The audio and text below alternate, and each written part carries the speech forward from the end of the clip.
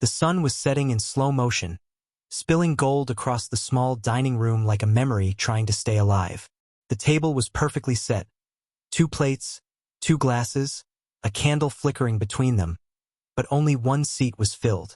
Daniel Hayes sat quietly, hands clasped, eyes locked on the dinner he had spent an hour making.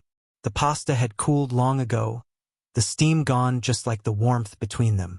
He could hear the soft hum of the city outside their window, cars passing, people laughing, life moving on while his own seemed to stand still. Across from him, Claire sat scrolling through her phone, her face lit by the cold glow of the screen. Once upon a time, that same light had come from her eyes. But now it was just silence. The kind of silence that doesn't fill a room, it drowns it. "Did you have a good day?" Daniel asked, his voice steady but unsure. She nodded without looking up. Just tired." He smiled faintly, even though he knew that wasn't true. It hadn't been true for months. The distance wasn't new anymore, it was the new normal. The way she smiled without her eyes, the way she pulled her hand away too quickly, the way her laughter died faster than it used to. The clock on the wall ticked louder than usual, each sound like a countdown. Tick, to the truth. Tick, to the moment she'd finally say it. He studied her face quietly, tracing invisible lines that once carried love and comfort. Now they only carried secrets. He wanted to ask why. Why the coldness? Why the long stares at her phone? Why the perfume that wasn't hers lingering on her coat? But instead, he swallowed every question. Because deep down, he already knew the answer. The candle flickered, struggling against the still air.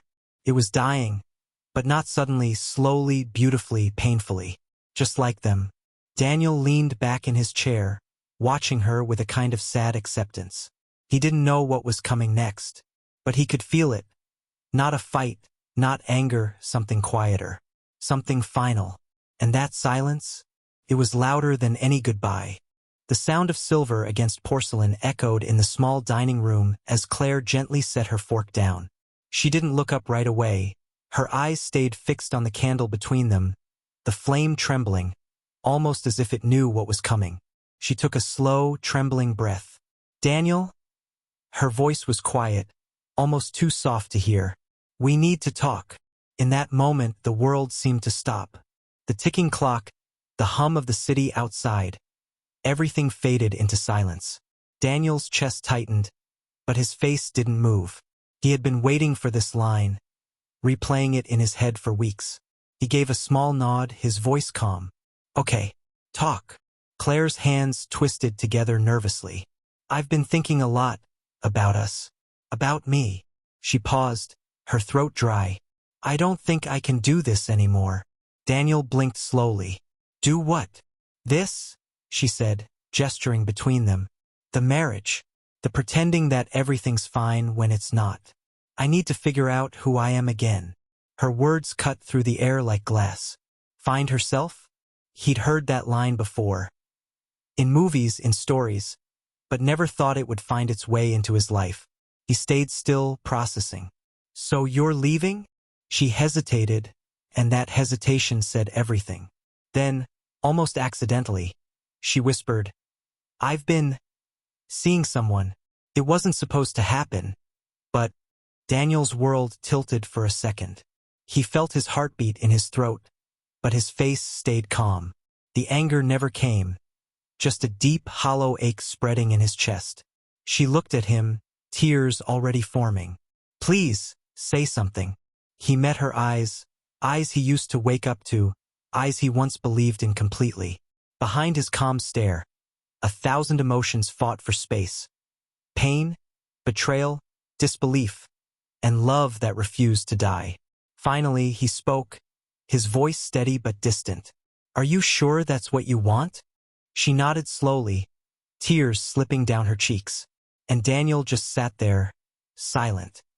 Not because he had nothing to say, but because he knew that no words could save what had already been lost. The candle flickered again, then went out. The rain outside softened to a drizzle, the kind that makes the world feel quieter, cleaner somehow. The cafe door closed behind Daniel, leaving Claire alone at the table, staring at the half-empty coffee cup he'd left behind. The camera, or the mind's eye, lingers on the scene. The rain streaking down the glass. The faint reflection of two people who used to share everything but now sat worlds apart. The background fades into a low, melancholic piano tune.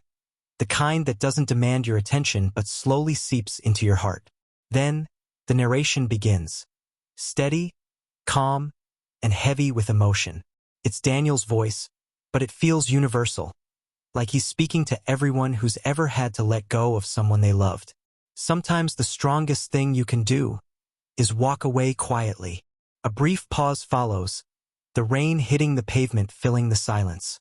Not every goodbye needs noise. Sometimes peace speaks louder than pain.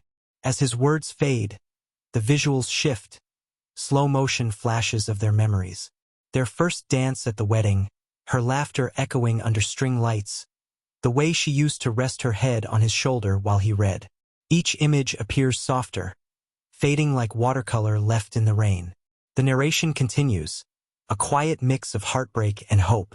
People think strength means fighting, shouting, proving you're right. But sometimes strength means saying nothing, choosing peace over chaos, self-respect over desperation. A montage plays, Daniel walking through the city under his umbrella, stopping at a crosswalk as the lights turn green.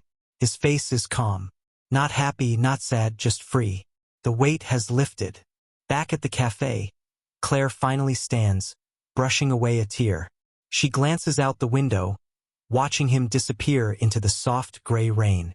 She whispers to herself, almost like a prayer, I didn't know silence could hurt this much. The music swells gently, a blend of sadness and renewal. The narrator closes with a final line. Peace doesn't mean you stopped caring. It means you've learned to care for yourself, too. The screen or scene fades to black. Only the sound of rain remains, soft, steady, cleansing. And then, silence. The kind that doesn't ache anymore, it just is.